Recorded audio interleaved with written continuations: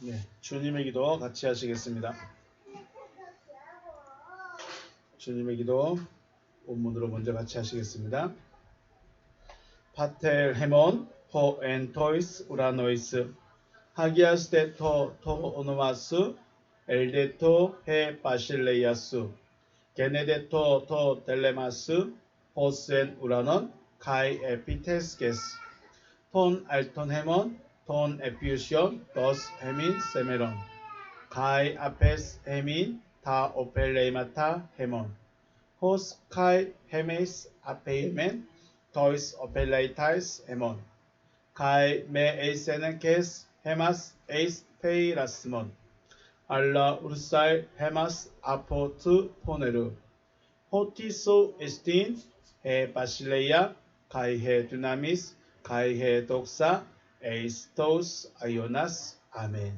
아멘. 다시 한번 의역된 부분으로 의미를 생각하시면서 같이 한번 읽어보겠습니다. 시작.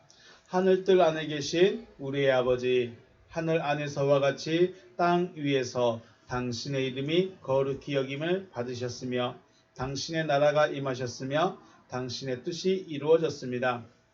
오늘날 우리에게 위에 있는 우리의 양식을 주시옵소서. 그리고 우리가 우리에게 빚진 자의 빚을 사하여 준 것 같이 우리의 빚을 우리에게서 사하여 주시옵소서. 우리를 시험에 들어가게 하지 마시고 다만 악으로부터 우리를 구하시옵소서. 왜냐하면 그 세대는 당신의 나라이며 능력이며 영광이기 때문입니다. 아멘. 주님의 기도는 주님이 기도하셨던 간에 저와 여러분이 기도하셨던지 간에 기도니까 어떻게 될까요? 이루어져야 되겠죠. 네, 기도는 이루어져야 되는 겁니다. 단순히 내가 소리 지르고 끝나는 것이 아니라 기도를 했으면 그 기도의 응답이라는 것 혹은 이루어짐이라는 것이 분명히 나타나야 된다. 그렇다면 주님의 기도는 주님이 기도하셨으니까 더 이루어짐이 확실하시겠죠. 네. 그 기도가 누구에게 이루어질 것인가? 이것은 우리에게 달렸습니다. 주님 자신의 기도가 우리에게 이루어지기를 소망하고 있고 또 그와 같은 존재가 되기를 원하고 계심을 잊지 않길 바라시겠습니다. 네. 본문 보시겠습니다. 오늘 말씀 로마서 4장 13절입니다. 로마서 4장 13절에서 18절까지 있는데 18절까지 보시겠습니다. 로마서 4장 13절에서 18절 같이 읽겠습니다. 아브라함이나 그 후손에게 세상의 상속자가 되리라고 하신 언약은 율법으로 말미암은 것이 아니요 오직 믿음의 의로 말미암은 것이라. 만일 율법에 속한 자들이 상속자이면 믿음은 헛것이 되고 약속은 파기되느니라. 율법은 진노를 이루게 하나니 율법이 없는 곳에는 범법도 없느니라.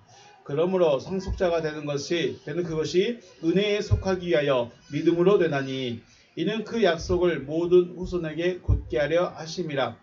율법에 속한 자에게뿐 아니라 아브라함의 믿음에 속한 자에게도 그러하니 아브라함은 우리 모든 사람의 조상이라. 기록된 바 내가 너를 많은 민족의 조상으로 세웠다 하심과 같으니 그가 믿은 바 하나님은 죽은 자를 살리시며 없는 것을 있는 것으로 부르시는 이시라. 아브라함이 바랄 수 없는 중에 바라고 믿었으니 이는 내 후손이 이 같으리라 하신 말씀대로 많은 민족의 조상이 되게 하려 하심이라. 아멘. 할렐루야. 주님의 이름으로 축복하고 사랑합니다. 네.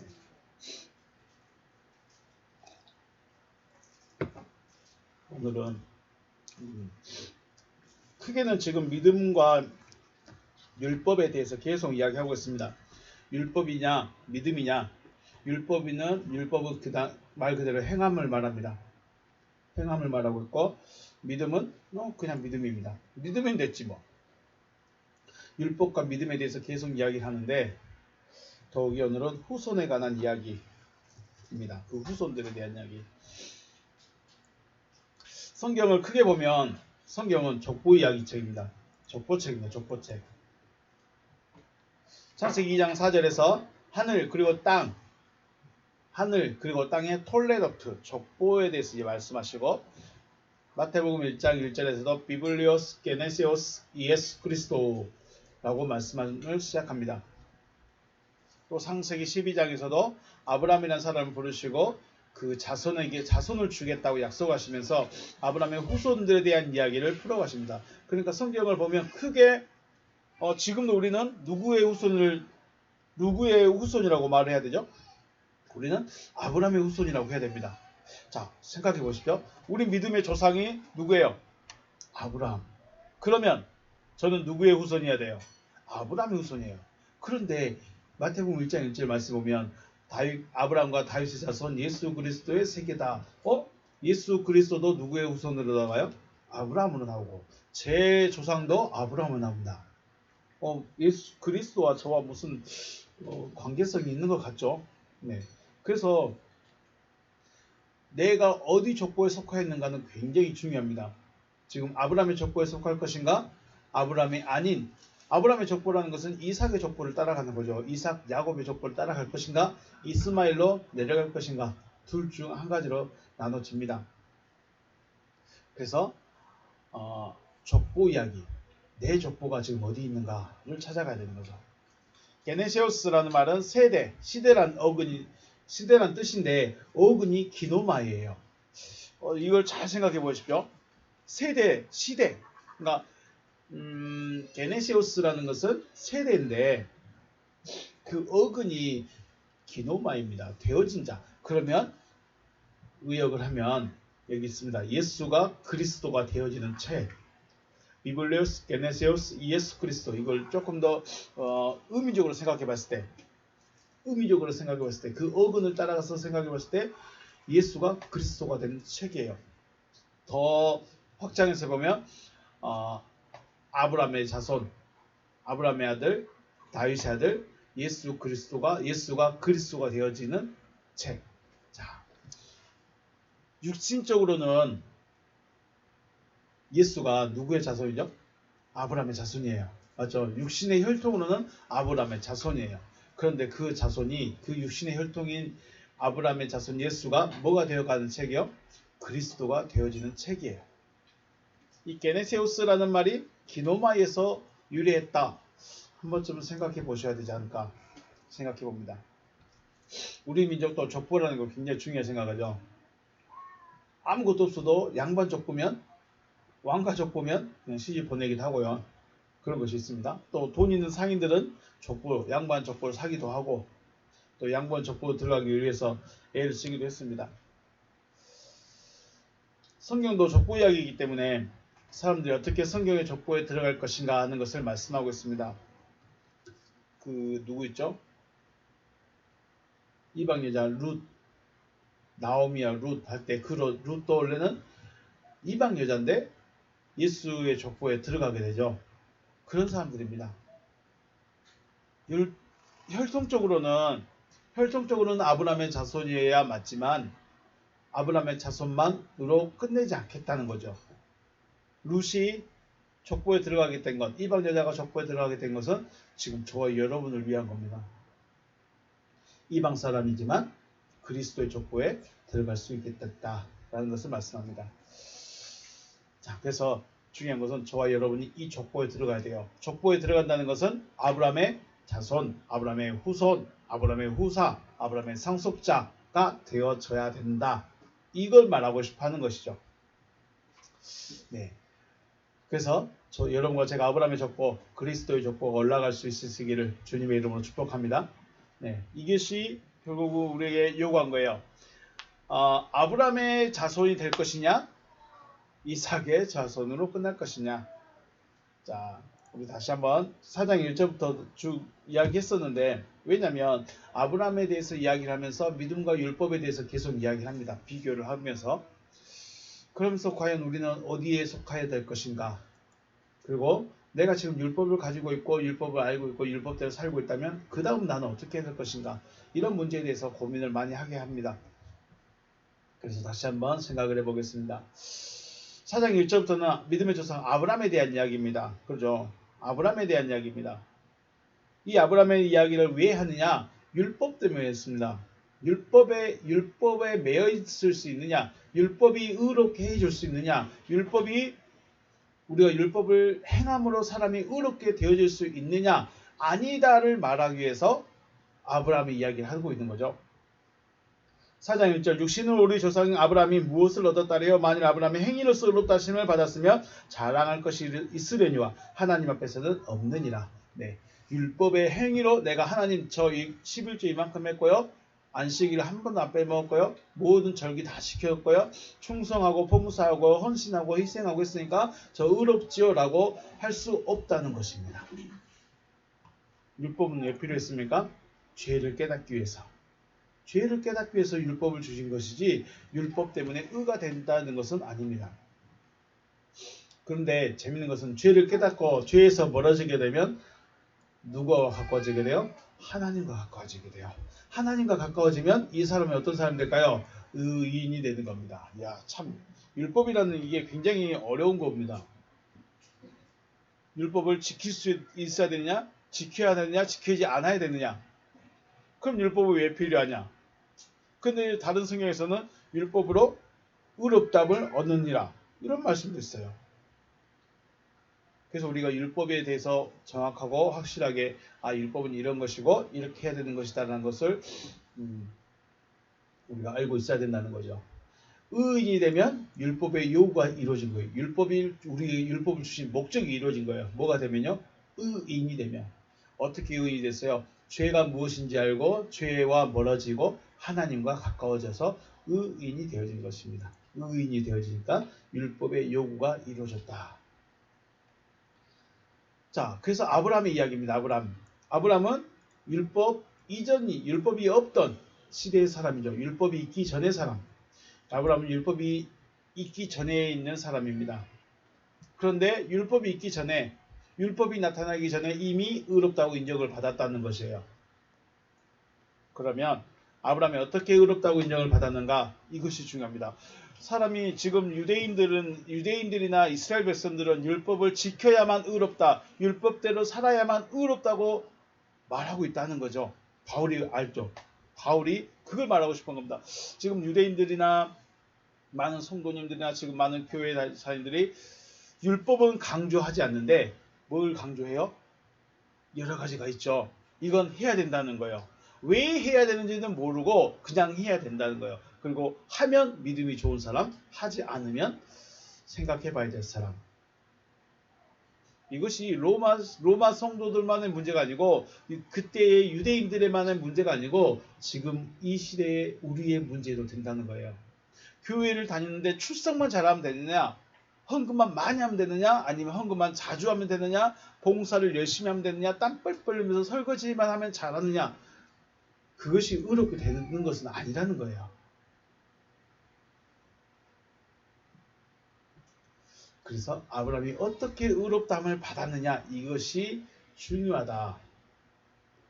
아브라함이 어떻게 의롭다함을 받았느냐? 아브라함은 하나님의 말씀을 신뢰함으로 의롭다고 인정을 받았습니다. 하나님의 말씀을 신뢰하였다는 것은 곧 믿었다는 것인데 이 말씀을 거꾸로 생각하시면 중요한 것은 아브라함이 내가 하나님 당신 믿어줄게요가 돼버립니다. 잘못 이해하면 내가 하나님을 믿어줄게요. 내가 하나님의 영광을 위해서 살아줄게요. 내가 하나님께 헌금을 많이 드려드릴게요. 내가 교회를 위해서 많이 봉사를 해드릴게요. 내가 해드릴게요. 내가 해버린 게 됩니다. 그런데 이 내가 하는 것과 하나님에 대한 그 믿음을 신뢰라는 것은 조금씩 구별을 해야 되겠죠. 우리가 부부간에 서로를 믿는다? 사람 간에 아니면 동료들 간에 친구들 간에 믿는다는 것은 단순히 어떤 의미인가요? 자,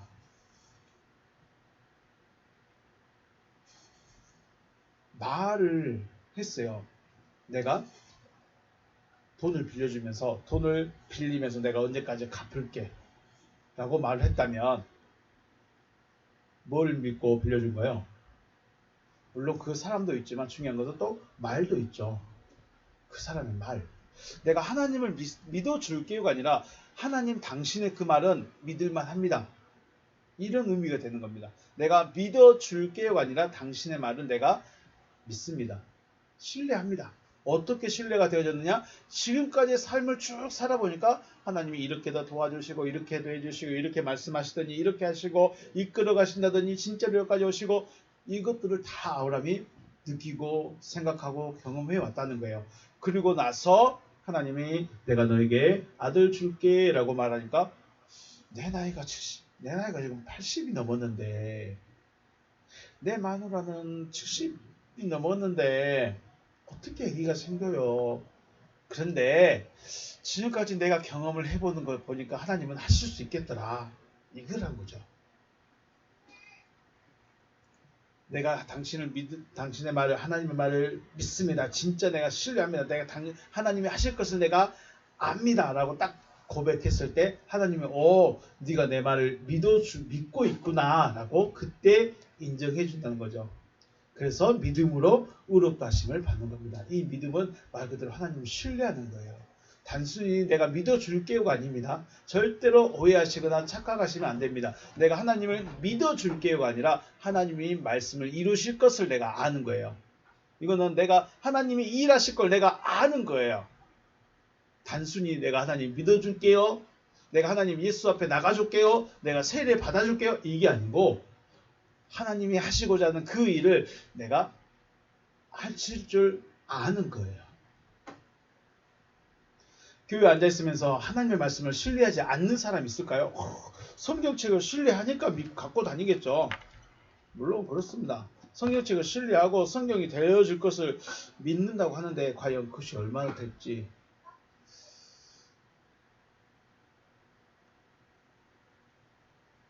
하나님의 말씀을 어떻게 신뢰해야 될 것인가?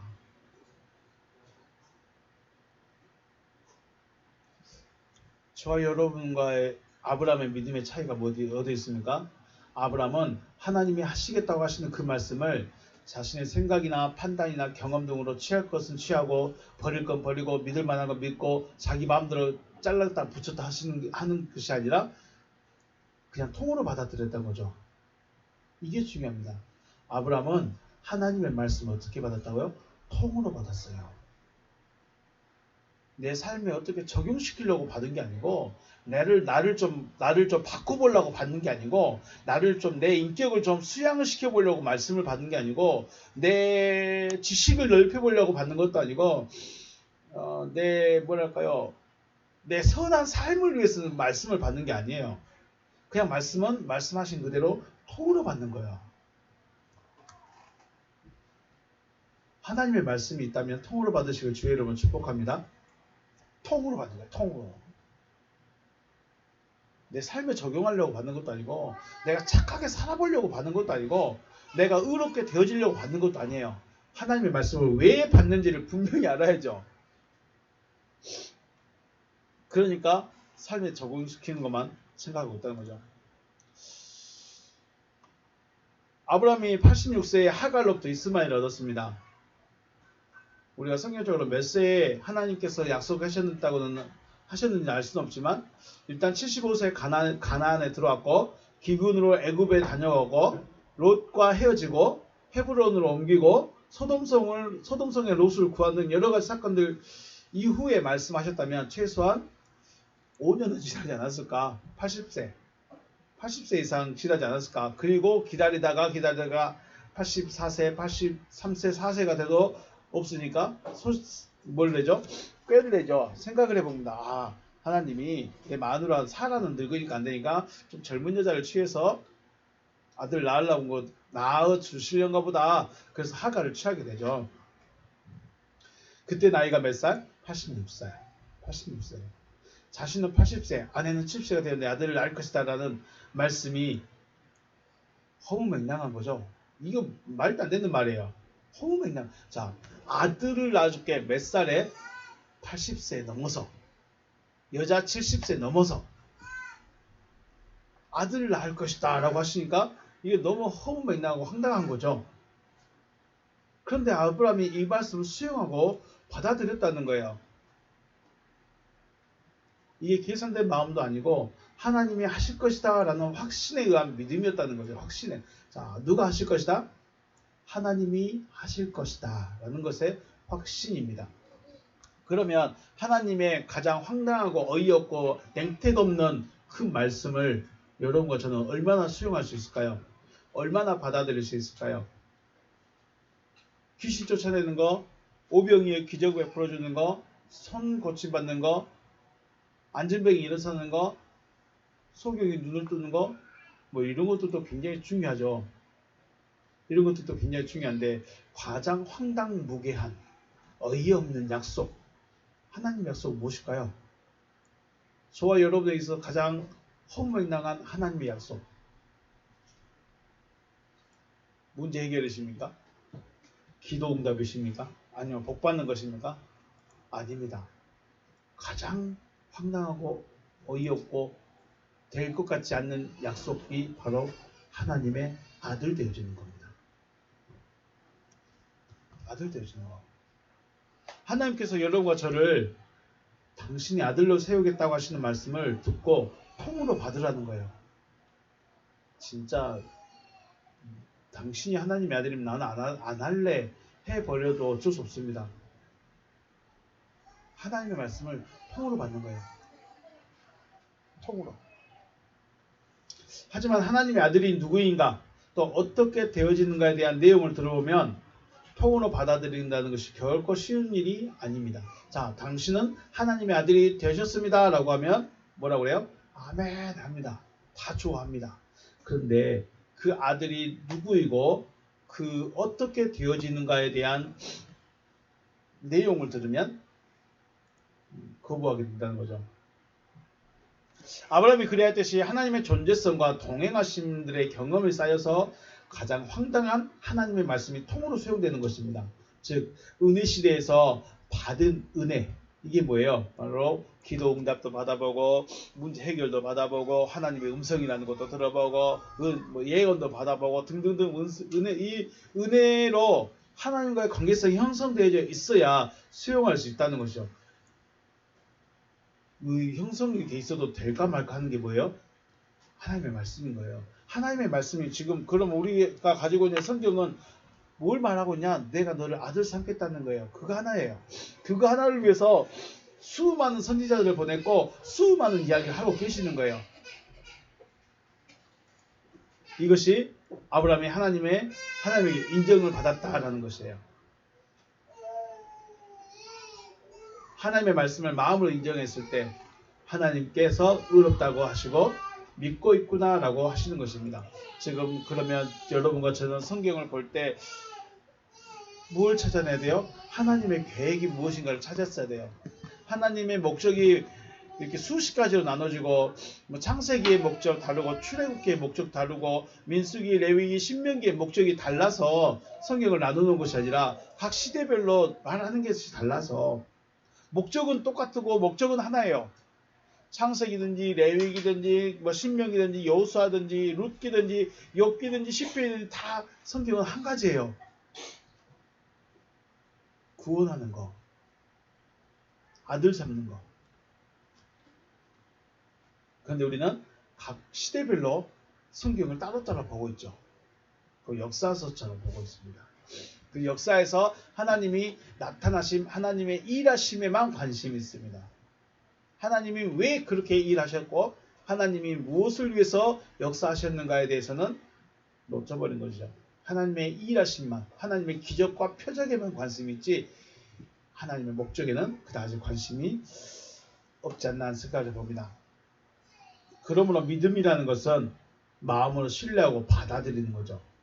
이러면 좀 속편합니다. 믿음은 하나님과 하나 되는 거다라고 말하면 불편한데 믿음이라는 것은 마음으로 신뢰하고 받아들이는 것이다. 너무 좀 편하죠. 듣기가. 믿음의 정의를 처음에는 뭐 하나님의 말씀을 받는 거다, 하나님과 하나 되는 거다, 말씀이 내 안에 주인 되는 거다 이렇게 복잡하게 말했는데 마음으로 신뢰하고 받아들이는 것. 근데 이 마음으로 신뢰하고 받는 것이 무엇을 받느냐에 따라 다릅니다. 네, 무엇을 받아들일까요? 기적과 표적과 은사 같은 것은 하나님의 말씀을 받아들이라고 보여주는 것들을 준비시키기 위해서 보여주는 것들이죠.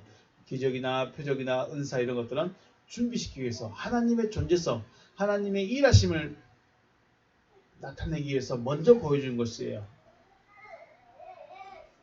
그리고 이것들에 의해서 하나님에 대한 신뢰가 쌓이면 하나님 말씀하십니다. 내가 너를 낳으리라. 내가 너를 낳으리라. 혹은 내가 너를 아들로 세우겠다. 그러면 부흥에서 은사 집회 해놓고 내가 너를 낳으리라 하면 아멘 할까요? 안 할까요?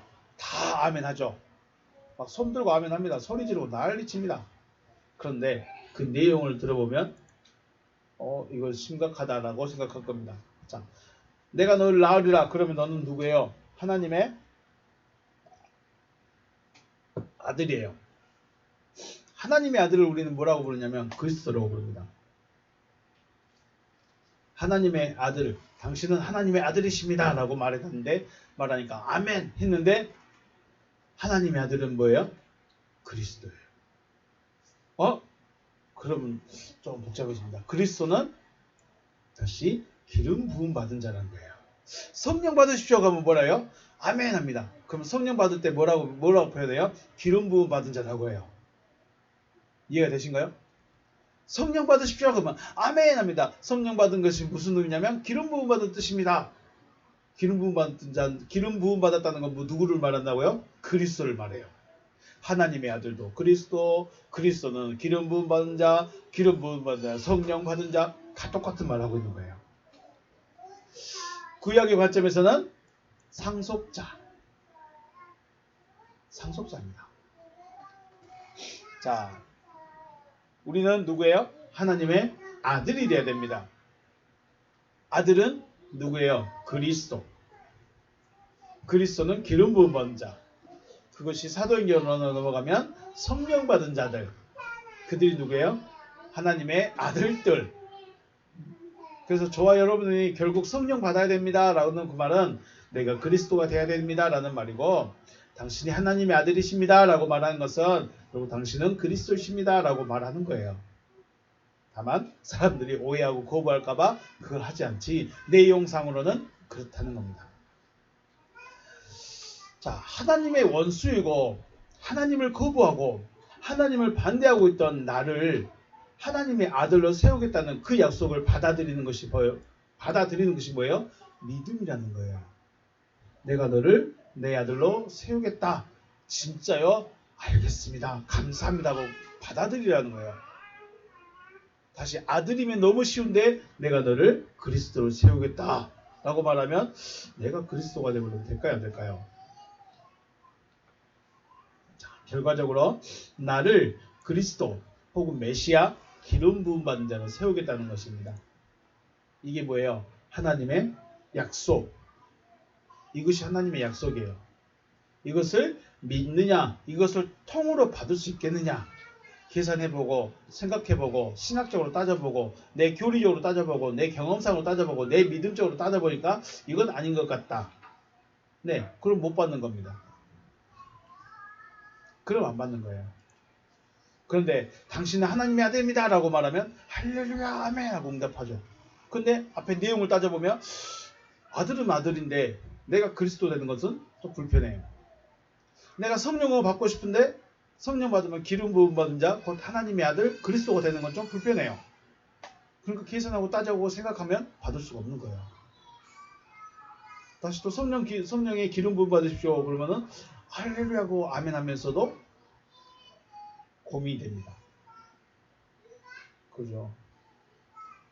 똑같은 말인데 들어왔던 그리고 내가 알고 있던 것을 말하면 아멘이지만 들어보지 못하고 듣기 좀 불편하면 정죄를 하게 됩니다. 그게 뭔 하나님의 말씀이야, 하나님의 약속이야, 못 받는 거죠. 가장 황당한 약속입니다. 가장 어이없는 하나님의 말씀입니다. 가장 황당무계한 하나님의 약속인 것이죠. 그것이 뭐라고요? 내가 너를 아들로 세우겠다는 거죠. 이것이 하나님의 말씀을 통으로 받는 것입니다. 아브라함의 믿음은 나의 상식과 철학과 경험과 이성과 상관없이 통으로 받은 것입니다. 누가 이룰 것이다? 하나님이 이루실 것이다. 이것을 믿음이라고 하는 거예요. 이런 마음이 있을 때 하나님이 그 마음을 보시고 네가 의롭구나 라고 말씀해 주신다는 겁니다. 의롭게 되어졌다는 것은 결국 하나님의 말씀을 받은 자, 말씀의 씨앗을 가진 자, 이루어졌다는 건 아닙니다. 되어졌다는 것이 아니라 말씀의 씨앗을 가진 자. 씨앗을 가졌으니까 어떻게 됐을까요? 반드시 납니다. 씨앗만 가지고 있으면 반드시 납니다. 씨앗을 버리지 않는 이상, 씨앗을 썩도록 놔두지 않는 이상은 반드시 싹은 나게 되겠다라는 것입니다. 이게 누구의 믿음이었다고요? 아브라함의 믿음입니다. 그러면 아브라함의 후손은 어떻게 되냐? 4장 13절, 로마서 4장 13절. 아브라함이나 그 후손에게 세상의 상속자가 되리라고 하신 언약은 율법으로 말미암은 것이 아니요 오직 믿음의 의로 말미암은 것이다. 우가르 아니다. 비안 넘어 율법으로 말미암은 것이 아니다. 해 에판겔리아토 토 아브라함.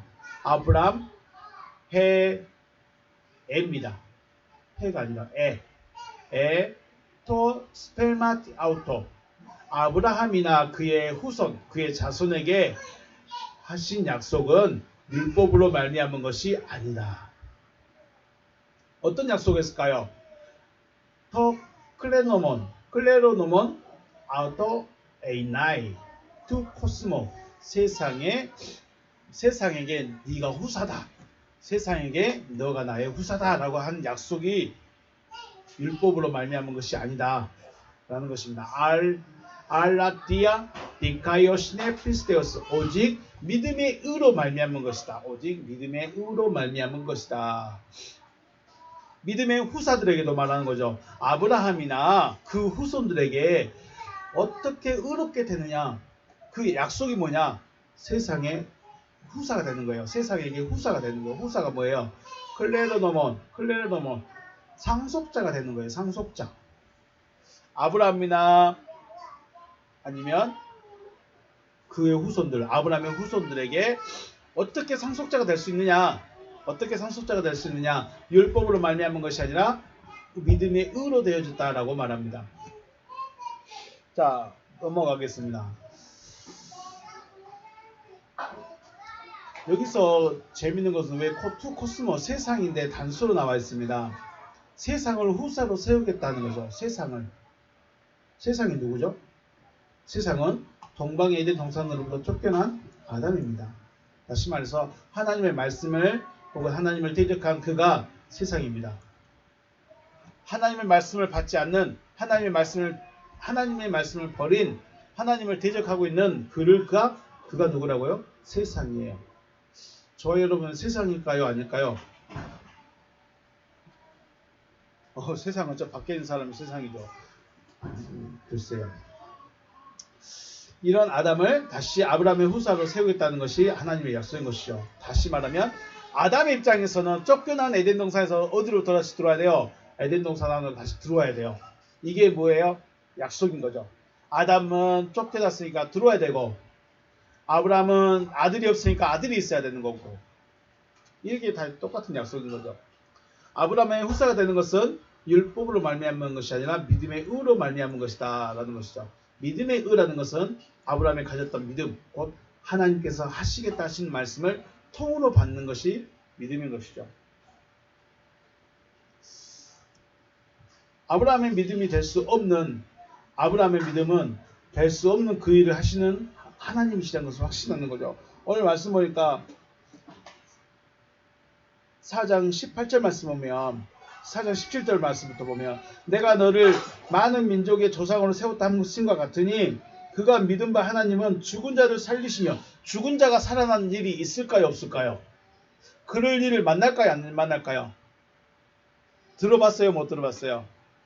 죽은 자를 살리시며 될 수 없는 일을 하시겠다는 거예요. 그리고 없는 것을 있는 것으로 없는데 이때 이게 뭔 말일까요? 아직 나타나지 않았는데 나타나게 해주겠다는 거죠. 이게 믿음이라는 거예요. 그런데 이걸 내 계산으로는 안 되는 거예요. 그러니까 아브라함은 하나님이 하시겠구나라는 것을 믿어버린 거예요. 우리는 이걸 어디다 적용시켜요? 돈이 없는데 돈이 올 것이다. 돈이 없는데 돈이 올 것이다. 기도하면 돈이 올 것이다. 문제가 생기니까 문제를 풀어줄 것이다. 뭐 자녀들의 문제가 됐든 사업의 문제가 됐든 하나님이 해주실 것이다. 물론 해주시기도 하시겠죠. 하나님의 약속과 상관없이 자기 믿음대로, 그렇죠, 자기가 원하는 것을 하나님의 말씀을 갖다 붙여버린 거죠. 하나님 돈이 필요합니다. 없는 것을 있는 것 같이 부르시는 내가 하나님을 믿습니다 라고 해버려요. 어디에다가 어떻게 적용시킬까 중요한 문제입니다. 아브라함의 믿음은 죽은 자를 다시 살리시는 거예요. 죽은 자를 살리시며, 이게 뭐예요? 죽은 자를 살린다는 게 가능한 일입니까? 불가능한 일이에요. 될 수 없는 일이에요. 그런데 하나님이 하시겠다고 하면 하나님은 하시구나. 하나님을 그대로 받는 거예요. 내가 죽은 자 살릴게. 그러세요? 알겠습니다. 이게 믿음이라는 거죠. 14절 만일 율법에 속한 자들이 상속자이면 믿음은 헛것이고 되고 약속은 파기되었느니라. 에이 까르 호이 엑노모 클레노모이. 그러므로 그들의 율법으로부터 후사이면 케케노타이 헛된 것이다. 그것이 헛되었다. 뭐가 헛되었을까요? 헤 피스티스, 그의 믿음이 헛것이 됩니다. 헛것이 되었다. 가이 카텔게타이, 또 쓸모없어졌다. 헤 에판겔리아, 약속은 쓸모없어졌다. 율법으로부터 후사가 되면, 율법으로부터 상속자가 되면, 율법으로부터 아들이 되어지면 믿음은 헛된 거예요. 안 믿어도 되는 거예요. 뭐만 하면 돼요? 열심히 율법만 지키면 돼요. 율법으로만 열심히 행하고 있으면 의가 된다는 거예요. 아들이 된다는 거예요. 그러니까 믿음도 약속도 쓸모도 없고 헛된 것이다. 아브라함이 후사가 된다는 것은 율법으로부터 혹은 즉 율법의 행함으로 후사가 되는 것이 아니라 믿음으로 되는 것이기 때문에 약속을 믿음으로 후사가 된다는 걸 강조하기 위한 말인 거죠. 4장 14절 말씀은 율법으로 안 된다. 율법으로 만약에 후사가 돼버리면 믿음도 헛것이고 약속도 파기된 것이다. 결국은 하나님의 아브라함의 후손이 된다는 것은 믿음으로 되어진다. 믿음으로 되어진다. 그 믿음이 뭐냐? 아브라함의 믿음이다. 아브라함의 믿음이 뭐였냐? 하나님이 하신 말씀을 통으로 받는 거다. 근데 그 통으로 받아야 될 그 내용이 뭐였죠? 너에게 아들을 주겠다. 그런데 바울은 죽은 자를 살리겠다. 이걸 조금 더 해보면 죽어 있는 자가 누구냐? 이걸 생각해 봐야죠. 죽어 있는 자가 누구냐? 저 무덤 속에 들어있는 자가 죽어 있는 자냐? 15절 말씀. 율법은 진노를 이루게 하나니 율법이 없는 곳에는 본법도 없느니라. 허까른 너머스 얼겐 카텔가제타이. 여기 보면 올겐이란 말이 나와 있습니다. 올겐. 이게 진노라고 번역했는데 열망입니다. 열망하는 거. 열망을 이루게 하는 거예요. 카텔가제타이. 열망을 반드시 이루게 합니다. 율법은 열망을 욕구를 이루게 한다고 합니다. 후 가르 우크 에스틴 노모스 우데 파라파시스. 율법이 없으면 범법함도 없다. 율법이 없는 곳에는 범법함이 없다라고 말하고 있습니다. 우리 하지 말라고 하면 더 하고 싶고 하라고 하면 하기 싫어하는 것이 누구예요? 우리 저죠. 하세요 하면 하기 싫고 하지 마세요 하면 하고 싶고, 이게 저입니다. 아담과 여자에게 선악을 알게 한 나무로부터 먹지 말라고 뭐라고 했었어요? 그냥 말씀한 정도가 아니라 명령하셨죠. 명령하셨는데 뱀의 말을 듣고 보니까 여자의 마음에 뭐가 생겼어요? 욕망이 생겨났죠. 그리고 그 욕망을 이루기를 원했습니다. 자, 15절 말씀을 원문하고 딱 적용시켜보면 뱀의 말이 뭐예요? 노모스는 하나님의 말씀입니다. 율법입니다. 그런데 하나님의 말씀이 우리로 하여금 욕망을 이루게 하는 말씀이 될까요? 하나님의 말씀이 우리로 하여금 욕망을 이루게 하는 말씀이 되어지면 될까요? 안 되죠. 잘 생각하셔야 됩니다. 하나님의 명령이 없었다면 선악을 알게 한 나무로부터 먹었더라도 죄가 되지 않았을 거라 이거예요. 그런데 율법을 왜 주셨느냐? 이 율법을 왜 주셨냐? 그냥 가만히 놔두지. 그냥 착한 사람만 하나님 아들 삼고 선한 사람만 하나님 아들 삼지. 왜 율법을 주어가지고 우리로 하여금 이렇게 머리 아프고 복잡하게 만드냐? 이거죠. 율법이 우리의 뭐를 이루어요? 욕망을 이루게 합니다. 결국 내 욕심을 이루게 돼요. 육체의 욕심을 이루어가는 게 뭐예요? 욕망이에요. 육체의 욕심은 하지 말라는 건 하고 하라는 건 하지 않는 거예요. 이게 우리의 욕심이죠. 율법의 기능은 하나님의 백성으로서 하여야 될 것과 하지 말아야 될 것을 말씀하고 있는 것이고 율법이 사람을 의가 되게 하지는 않는다는 것이죠. 물론 율법을 행함으로 의롭다함을 인정받는 것도 있습니다. 이것은 율법의 이루어짐을 말하고 있고 앞에서 말하는 것은 율법의 행동을 말하고 있습니다. 율법을 행함으로 의롭게 되고자 하는 것은 율법의 완성이 되어서 율법의 행위를 나타내는 것. 율법을 행함으로 의롭게 되어졌다는 것은 율법이 완성으로서 율법의 행위를 나타내는 것이고 나타내는 것이죠. 다시 말하면 믿음으로 의롭게 되어진 자는 율법의 행위를 나타내게 되는 거예요. 의롭게 되면 율법의 행위, 의롭게 된 자가 율법의 행위를 나타내는 것과 의가 안 됐는데 율법의 행위를 하려고 하는 것은 차이가 많은 겁니다. 왜냐하면 율법도 하나님께서 주신 말씀인데 삶의 지표라고 할 수 있습니다. 다만 삶의 지표를 행함으로 의롭게 되고자 하는 것과 그렇게 살아가는 것과는 차이가 있다는 것이죠. 율법의 3대 목적은 거룩함과 의와 선에 있습니다. 레위기 5대 제사법이나 7대 절기법들 이런 것들은 다 우리의 삶과 연결되어 있습니다. 어떤 삶이냐? 바로 정결한 삶인가 부정한 삶인가의 기준이 율법에 있습니다. 내가 어떤 삶을 살 것인가? 어떤 삶을 살아왔는가? 어떻게 살 것인가에 대한 기준이 레위기서 5대 제사법과 절기법에 다 들어 있습니다. 그래서 결국은 부정한 삶에서 벗어나서 정결한 삶을 살 수 있는 것은 나의 의지로 이루어가는 것이 아닌 속의 변화부터 이루어져야 되는 것이죠. 우리 중심에 있는 법이 하나님의 법인가 나의 법인가에 따라서 정결한 자 혹은 부정한 자가 되어지는 것입니다. 정결한 자의 삶의 법은 아무리 암기하고 애를 써서 준행한다고 해도 중심이 하나님의 법이 아니라면 자기 의가 되는 거예요.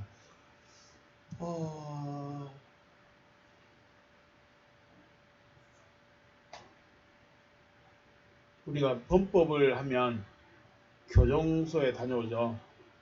교정소에 다녀왔는데 마음의 변화가 없습니다. 또 범법 소매치기라도 해서 도둑질이라도 해서 내가 좀 편하게 살고 싶다. 이 마음이 바뀌지 않으면 그 교정소에 다녀온 의미가 있을까요? 없을까요? 없다는 겁니다. 정결한 자는 이렇게 사는 것이 정결한 자의 삶이고 하나님이 기뻐하는 삶이다라고 해서 암기를 합니다. 배웠습니다. 그래서 나 그렇게 살아가야지. 내 삶이 그렇게 적용해야지 했는데 그리고 살아가는데 열심히 살았는데 중심의 변화가 없으면 그건 정결한 자가 아니라는 거죠. 진짜 정결한 자는 어디 있어요? 중심이 변한 자입니다. 중심이. 요한복음 13장 10절에서 예수께서 이르시되 이미 목욕한 자는 발밖에 씻을 필요가 없느니라 온몸이 깨끗하니 너희가 깨끗하나 다는 아니니라.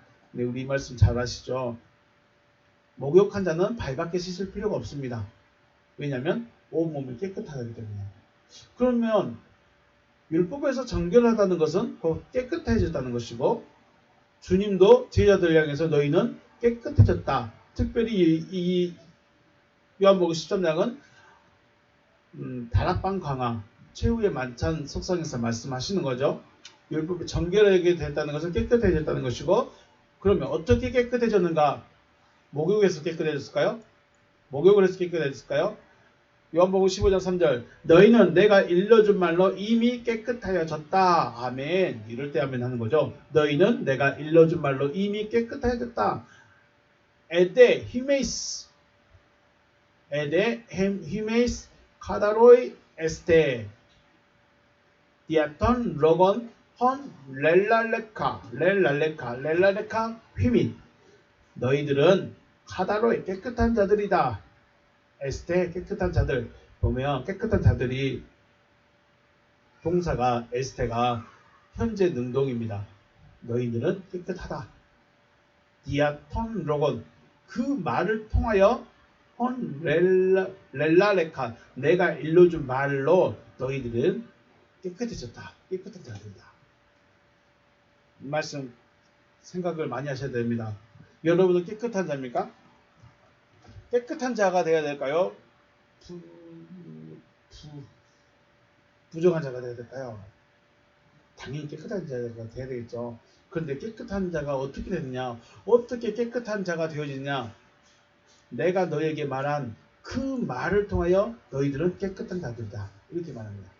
내가 너에게 말한 그 말을 통하여 너희들은 깨끗한 자들이다. 그럼 우리에게 우리는 뭘 듣고 있어야 될까요? 주님의 말씀을 듣고 있어야 깨끗한 자가 되는 거예요. 깨끗하다는 것은 우리 마음이 깨끗하다는 것은 그 말을 들으면 우리 안에 들어가는데 우리 안에 주님의 말씀이 들어있으면 깨끗한 자고 주님의 말씀이 없으면 부정한 자라는 거죠. 주님이 하신 말씀을 받아들이는 것 자체가 나를 깨끗하게 하는 겁니다. 주님의 말씀입니다. 주님을 만나기 전에 제자들은 바리새인들이나 서기관들의 말을 듣고 예배하고 살아왔습니다. 그러나 주님을 만난 후부터는 주님의 말씀만 들었습니다.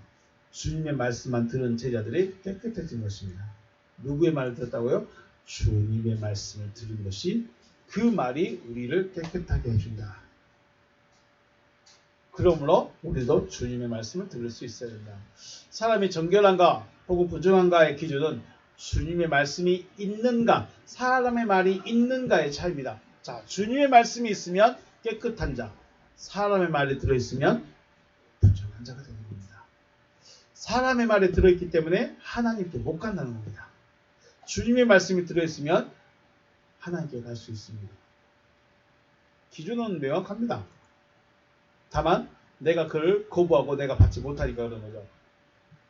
4장 16절 그러므로 상속자가 되는 것은 상속자가 되는 것 지금 후사에 대해서 계속 이야기하고 있죠. 상속자가 되는 것이 은혜에 속하기 위하여 믿음으로 되나니 이는 그 약속을 그 모든 후손에게 굳게 하려 하심이라. 율법에 속한 자에게 뿐 아니라 아브라함의 믿음에 속한 자에게도 그러니 아브라함은 우리 모든 사람의 조상이라. 아멘. 자, 믿음의 목적이 뭐냐를 말하고 있습니다. 믿음의 목적이 뭐냐? 믿음의 목적이 뭡니까? 상속자가 되는 것입니다. 상속자, 후사, 아들이 되는 겁니다. 상속자가 되는 것은 어떻게 되어집니까? 믿음으로 되어진다고 계속해서 말씀합니다. 아브라함이 믿음으로 의롭게 되어진 것처럼 지금의 우리도 아브라함의 믿음을 따라야만 아브라함의 후사요. 믿음을 따라가야만 상속자가 되어진다라고 말씀하고 있는 것입니다. 즉 하나님의 말씀, 하나님의 약속을 믿기만 하면 하나님이 거저해 주시겠다는 것이죠. 그런데 이 어려운 것이 하나님의 약속이 무엇인지를 알아야 되는 것이죠.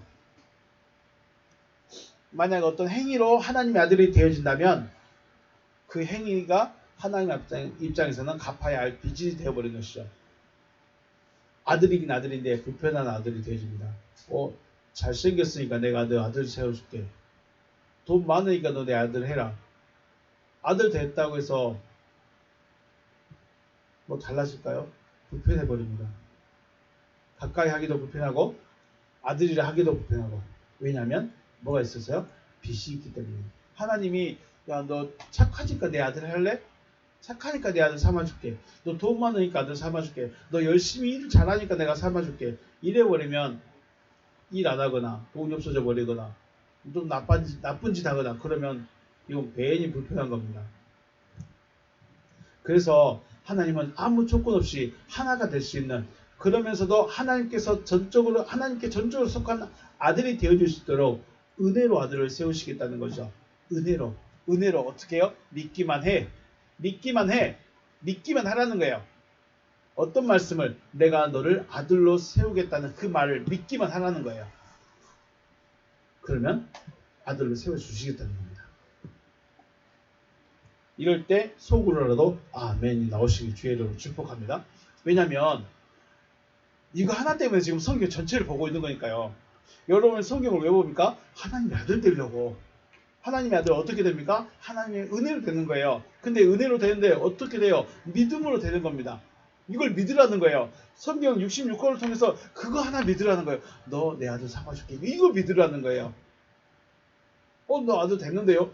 아니 그런 거 말고 세례 받으면 듣는 그런 말 말고 안수 받으면 듣는 그런 말 말고 교회 등록하면 듣는 그런 말 말고 성경이 말하고 싶어하는 그걸 그대로 들으라는 겁니다. 율법을 가지고 있으면서 율법에 속한 자일지라도 하나님의 말씀, 약속을 받아들이면 하나님의 아들이 되어 있다는 거죠. 오늘 본문의 저자가 누구죠? 바울이죠. 본문의 저자가 바울입니다. 바울 되기 전 사울은 율법을 가지고 있었고 율법에 속한 자였고 율법에 매여 있는 자, 묶여 있는 자였습니다. 이런 사울에게 뭐가 오셨죠? 빛이 오셨죠. 사울은 그 빛을 영접했습니다. 그리고 하나님의 아들이 되어진 것이죠. 그럼 저와 여러분에게 또 뭐가 와야 돼요? 빛이 와야 돼요. 그래서 우리는 빛만 쳐다보고 있어요. 햇빛, 태양 지나갈 때 태양 눈 떨어지게 태양하고 눈싸움 한번 해보시죠. 그럼 빛이 내 안에 들어올까요? 빛이 들어와야 돼요. 그 빛이 누구죠? 요한복음 1장 1절에서 계속 말씀하고 있죠. 요한복음 1장에서 9절에서 참빛 곧 세상에 와서 각 사람에게 비추는 빛이 있었으니 그가 세상에 계셨으며 세상은 그로 말미암아 지음바 되었을 때 세상이 그를 알지 못하였다. 네, 알지 못하는 그가 오십니다. 그를 영접하는 거예요. 그가 누구예요? 빛이에요. 그 빛이 어떻게 오실까요? 태양빛보다 더 밝은 빛으로 오실까요? 번개불처럼 반짝하고 오실까요? 지금의 저와 여러분도 사울처럼 대부분 율법을 가지고 있고 율법을 속하여 있고 율법을 행하고 있습니다. 그리고 자신의 율법의 행위를 통하여서 나는 믿는 자다라고 막 믿고 있어요. 내가 지금 믿고 있는 자인지 안 믿고 있는 자인지 내가 믿음이 있는지 없는지 누가 판단해요? 내가 판단해. 그래서 내가 스스로 내가 믿고 있으면 나는 의로운 자예요. 하나님은 알지도 못하고 하나님은 누군지도 모르는데 자기 스스로 의롭다고 하는 거예요. 나는 하나님의 아들이다. 자기 믿음이죠. 자기 믿음. 왜 바울이 아닌 다른 유대인들은 빛을 받아들이지 않았을까? 왜 바울이 아닌 다른 사람들은 빛을 받아들이지 않았을까? 왜 다른 사람에게는 빛을 비춰주지 않았을까? 다른 사람에게는 빛 안 비쳤을까요? 바울에게만, 특별히 사울에게만 빛을 비춰줬을까요? 이게 무슨 의미일까요? 제가 항상 말씀드렸죠. 빛은 항상 옆에 계셨습니다. 그리고 그분은 항상 옆에서 말씀하셨습니다. 그런데 그들이 듣지 못했고 보지 못했습니다. 바울이 빛을 받은 것, 이 사건, 다메섹 사건은 특별하게 보여주기 위해서 이런 일이 이렇게 될 것이라는 것을 보여주기 위해서 우리에게 보여주기 위해서 바울이라는 자가 먼저 선 것이고 또 예수의 부활도 마찬가지입니다. 너 이렇게 될 거야. 이렇게 될 거야. 그리고 이렇게 살아가야 될 거야. 그래서 예수라는 사람을 나타나게 하셨고 또 우리 진리 시대를 살아가야 될 저와 여러분에게 바울같이 될 거야 라고 말하는 거예요. 태양보다 더 밝은 빛이 비치는 그 빛을 기다리면 올까요? 안 올까요? 태양보다 밝은 빛이 옆에 왔다는 것은 우주 팽창으로 우주가 멸망했다는 거예요. 보는 순간 끝나는 거죠.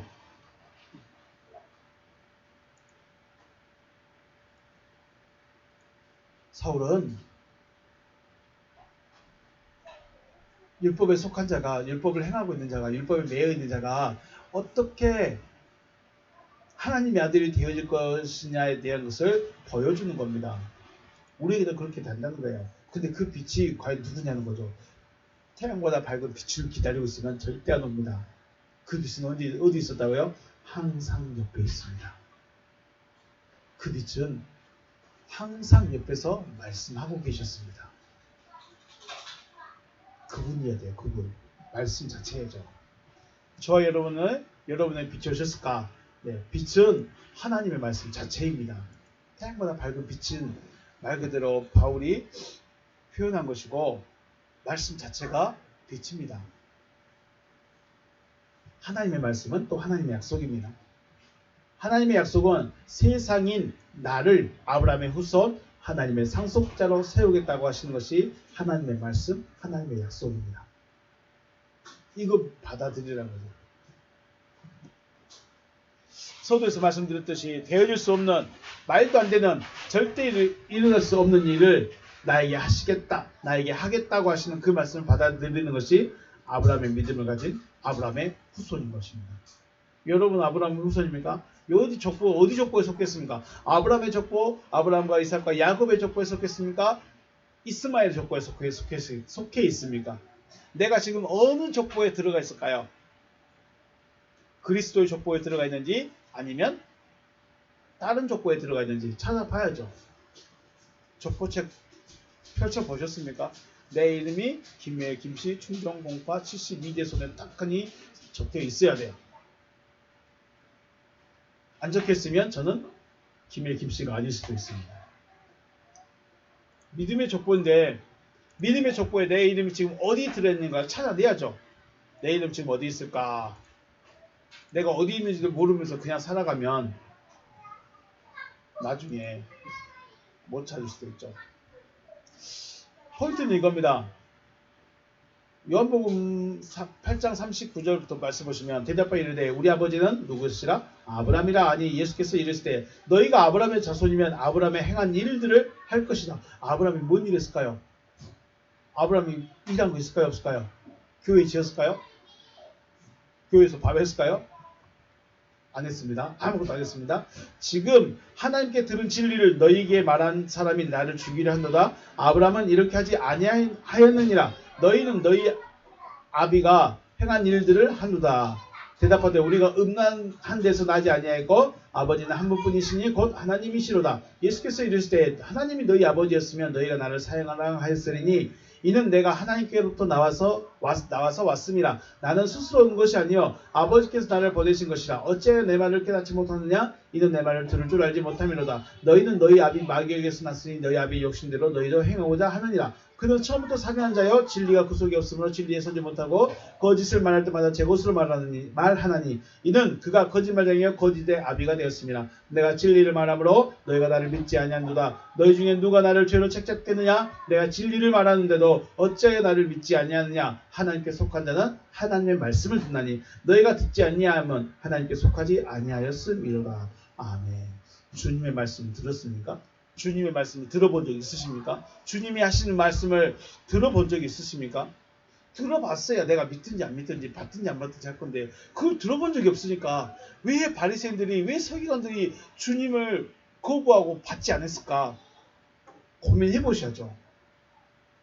그러면서 그들은 아브라함은 우리 조상이다라고 말합니다. 바울도 말하죠. 바울은 아브라함은 우리 모든 사람의 조상이다. 아브라함이 나의 조상 혹은 아버지가 되는 것은 내 믿음의 근원이 되기 때문에 중요한 겁니다. 내 족보의 근원이 누구예요? 아브라함인 거예요. 그래서 주님께서 바리새인들을 향해서 너희는 아브라함의 자손이 아니라 마귀의 자손이다 라고 하는데 이 말에 바리새인들은 아무도 못합니다. 그러니까 유대인들은 알죠. 지금 주님이 뭘 말하고 싶어하고 왜 이렇게 말하는지는 아는데 반박을 못하죠.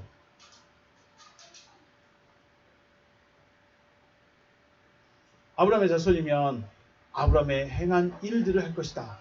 아브라함이 무슨 일 했어요? 아브라함은 믿는 일을 했습니다.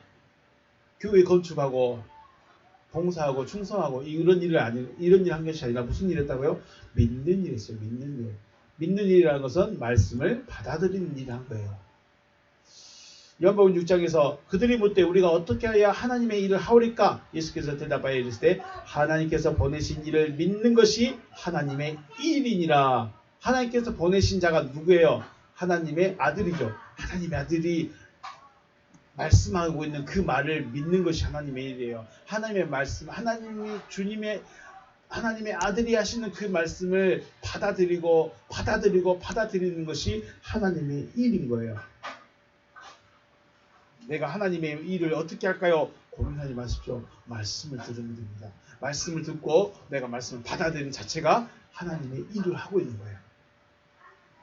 하나님께서 아브라함에게 보내주신 이가 혹은 무엇이었을까요? 누구 혹은 무엇일까? 바로 말씀이고 약속입니다. 요한복음 시대에서는 주님의 말씀을 믿는 것이 하나님의 일입니다. 주님의 말씀은 무엇일까요? 주님의 말씀이 뭐라고 했을까요?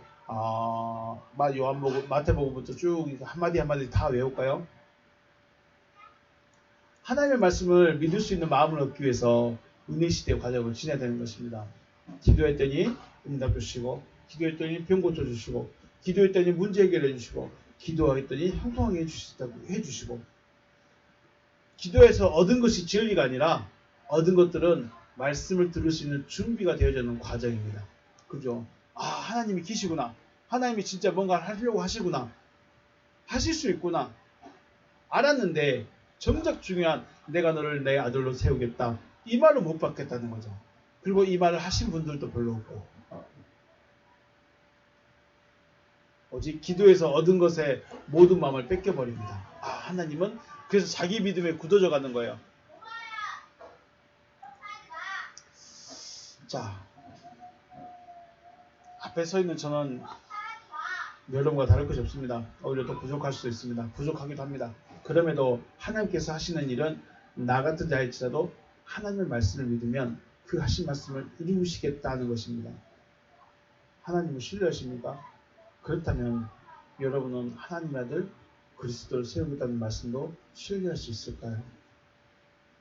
성경을 자세히 보시면 하나님의 아들들 혹은 아들들이라고 복수형으로 말하고 있습니다. 하나님의 아들은 그리스도, 예수 그리스도 하나로 끝나면 안 됩니다. 그러면 저와 여러분은 거기에 못 들어가기 때문에, 들어갈 수가 없기 때문에. 아들만 집에 들어간다고 그랬죠. 종은 집에 들어갈 수 있어요? 없어요? 못 들어가요. 아들만 집에 가요. 그래요. 우리가 그냥 쉽게 생각해서 하나님의 집이 천국이라고 치고, 하나님의 집이 천국이라고 치고, 천국에 들어가려면 뭐가 돼야 돼요? 아들이 돼야 돼요. 하나님의 아들은 집에 들어갈 수 있는데 종은 못 들어가. 아들이 돼야 들어가요. 그래서 하나님의 아들들은 예수 그리스도만 하나님의 아들이면 안 되는 거예요. 예수 그리스도를 통해서 수많은 아들들이 나타나야 되는 거죠. 자, 하나님은 씨 하나를 심어서 여러 개의 또 다른 씨 있는 열매를 만들어주시고, 이 열매의 씨를 심어서 또 여러 개의 또 다른 씨의 열매를 만들어가는 것입니다. 씨가 처음에는 하나이지만 나중에는 자주가 아니라 자루에 담을 정도로 많아지죠. 자, 벽씨 하나를 심었고 싹이 닿고 자랐습니다. 그러면 거기에 몇 개? 최소한 30개에서 60개가 열립니다. 똑같이 처음에 심었던 그 씨와 똑같은 애들이 60개가 생겨요. 그걸 다시 잘 간직했다가 다시 또 심으면 이제 그 다음에 60개를 심었으니까 60배면 얼마예요? 계산이 안 되네요. 하여튼 그렇습니다. 그러다 보면 두 번, 세 번만 하면 자루에 담을 정도로 많아지고, 자루가 많아지면 창고에 들이게 됩니다. 근데 처음 시작한 씨는 하나였어요. 그 씨가 누구였어요? 그리스도, 예수. 예수가 그리스도가 되고, 그리스도가 씨가 되니, 그리스도라는 씨가 되니까 그 씨를 받은 자마다 하나님의 아들들이 되어지는 거죠.